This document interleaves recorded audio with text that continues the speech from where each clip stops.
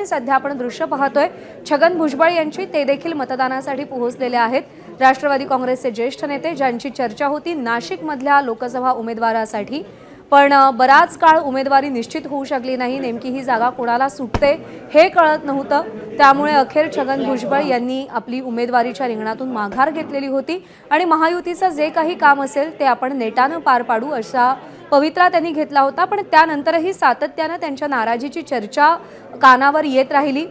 हेमंत गोडसे यांच्या प्रचारामध्ये छगन भुजबळ फारसे सक्रिय नाहीत अशाही चर्चा रंगलेल्या होत्या। तर काही ठिकाणी आरोपही झाले होते की छगन भुजबळ हे छुप्या रीतीने काहीसा तुतारीचा प्रचार करतायत की काय। त्यानंतर त्यांच्या नाराजीच्या चर्चा पुन्हा पुन्हा कानावर येऊ लागल्या आणि मग गिरीश महाजन यांनी छगन भुजबळ यांची भेट घेतली। सध्या आपण दृश्य पाहतोय छगन भुजबळ आपला मतदानाचा हक्क बजावण्यासाठी पोहोचलेले आहेत।